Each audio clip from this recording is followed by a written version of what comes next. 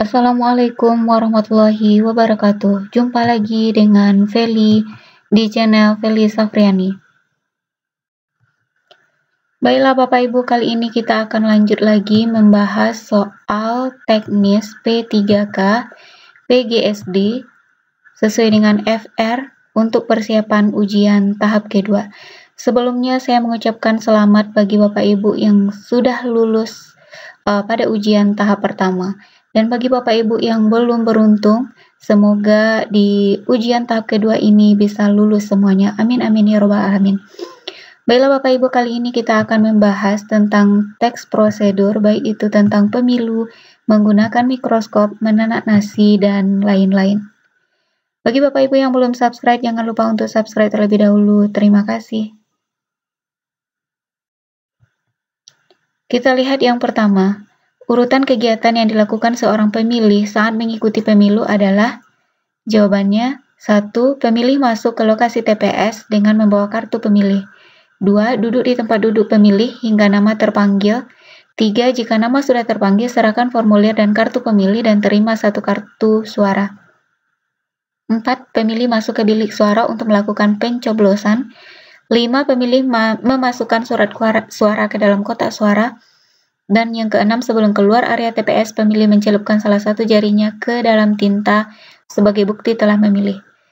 Jadi Bapak Ibu, di dalam soal nanti bisa jadi pilihannya itu berupa pernyataan yang singkat. Namun intinya adalah sesuai dengan poin-poin ini. Yang kedua, urutan cara menanak nasi yang benar dengan rice cooker adalah jawabannya 1. Siapkan beras yang akan dimasak. 2. Cuci beras hingga bersih. 3. Siapkan panci rice cooker. 4. Masukkan beras dalam panci rice cooker. Beri air secukupnya. Kemudian yang keenam, masukkan panci ke dalam rice cooker. Kemudian yang ketujuh, colokkan rice cooker pada stop kontak. Tutup rice cooker. Kemudian yang ke-9, tekan tombol cook. Yang ke-10, tunggu beberapa menit hingga nasi matang. Kemudian nasi siap untuk disantap. Jadi sekali lagi saya peringatkan bahwa bisa jadi di soal nanti pernyataannya jauh lebih singkat dari ini, namun yang perlu diingat itu adalah langkah-langkahnya ini tidak boleh terbalik atau urutannya harus sesuai. Selanjutnya, urutan cara penggunaan mikroskop adalah jawab. Yang pertama, letakkan kaca objek di atas meja objek. Jadi ini bisa berupa preparat juga yang akan diamati. Yang kedua, jepit kaca objek dengan penjepit yang ada di meja objek. Yang ketiga, turunkan lensa objektif. Kita awali dulu dengan lensa objektif yang perbesarannya kecil. Lalu dekatkan ke kaca objek. Yang kelima, amati bayangan objek lewat lensa okuler. Yang terakhir, gunakan pengatur kasar dan halus sehingga objek terlihat jelas. Selanjutnya, urutan cara pembuatan bubur kacang hijau adalah jawabnya yang pertama, rendam kacang hijau selama 1 jam. Yang kedua, rebus kacang hijau dengan air 1 liter hingga empuk. Yang ketiga, rebus gula merah dan gula pasir dengan 500 ml air. Tuangkan larutan gula merah dan gula pasir ke dalam rebusan kacang hijau dengan memakai saringan. Yang kelima, rebus kembali kacang hijau, masukkan juga daun pandan, santan, garam, serta potongan jahe. Aduk hingga merata, kemudian kacang hijau siap disajikan.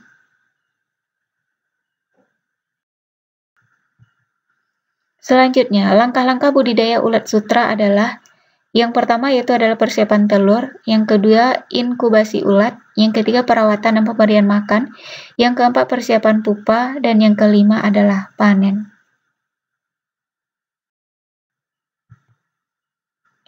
Selanjutnya, urutan cara membuat jus dengan blender adalah jawabannya yang pertama, bersihkan tabung blender dan cakramnya. Yang kedua, masukkan potongan buah yang akan diblender dan tambahkan air. Yang ketiga, letakkan tabung di atas mesin dan putar searah dengan jarum jam dan kencangkan. Yang kelima, tutup tabung dengan rapat dan hubungkan dengan aliran listrik. Putar tombol kecepatan blender sesuai keinginan. Yang kelima, setelah buah halus, matikan blender dan masukkan jus buah ke dalam gelas. Jus siap untuk dinikmati.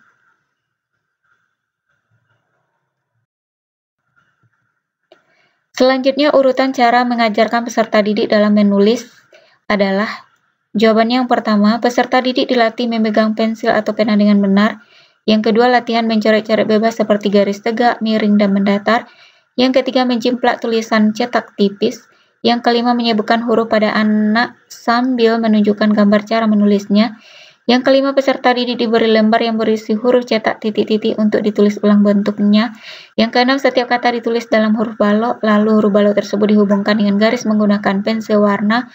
Yang ketujuh, mencoba menelusuri huruf pertama dan huruf sambung. Selanjutnya, urutan cara membentuk kelompok belajar adalah, jawabannya yang pertama, cari teman dan tentukan jumlah orang yang akan bergabung. Yang kedua, tentukan tempat yang akan digunakan untuk belajar. Yang ketiga, rencanakan apa yang akan dipelajari. Yang keempat, jalin relasi dengan senior atau pengajar. Yang kelima, tanyakan sesuatu dan diskusikan.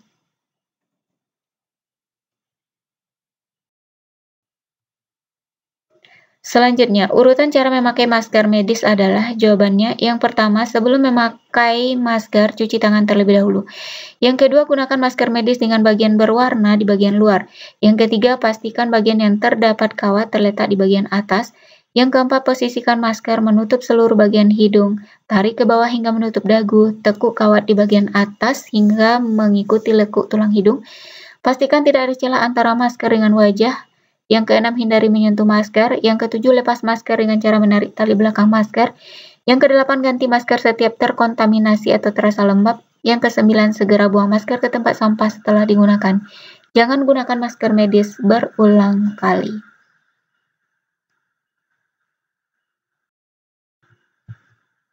Selanjutnya, ini ada beberapa pernyataan. Urutan teks pidato yang benar adalah, yang pertama, sekianlah pidato saya ucapkan terima kasih. Yang kedua, yang terhormat Bapak Ibu Guru serta rekan-rekan kelas 6 yang sangat saya cintai. Ketiga, bumi ini semakin tua, bencana dapat terjadi di mana saja. Setahun yang lalu gempa bumi menimpa Yogyakarta bagian selatan. Yang keempat, pertama-tama marilah kita selalu bersyukur kehadirat Tuhan Yang Maha Esa yang telah melimpahkan rahmat dan hidayah-Nya kepada kita sehingga sampai saat ini kita masih diberi kesehatan. Yang kelima, menghadapi bencana yang terkadang di luar perkiraan, satu kuncinya. Marilah kita menyerahkan diri kepada Tuhan Yang Maha Esa. Urutan teks pidato yang benar itu adalah, yang pertama itu adalah yang dua, yang terhormat Bapak Ibu Guru serta rekan-rekan kelas 6 yang saya cintai. Kemudian yang keempat, pertama-tama marilah kita selalu bersyukur. Kemudian yang ketiga, masuk ke inti pidato, yaitu tentang bumi dan bencana alam. Yang kelima yaitu masih sambungan dari cara menghadapi bencana. Dan yang terakhir itu adalah penutup. Jadi urutannya adalah 2, 4, 3, 5, 1. Demikianlah Bapak Ibu pembahasan soal untuk video kali ini. Dan doa saya tetap sama untuk Bapak Ibu yang ikut ujian pada tes tahap kedua ini, yaitu semoga semuanya lulus dan mendapatkan gelar ASNP 3K untuk tahun ini. Amin amin ya robbal alamin. Bagi Bapak Ibu yang merasa video ini bermanfaat, jangan lupa untuk subscribe dan share supaya lebih banyak lagi teman-teman yang bisa belajar dari channel ini. Terima kasih, saya sudahi dengan Assalamualaikum warahmatullahi wabarakatuh.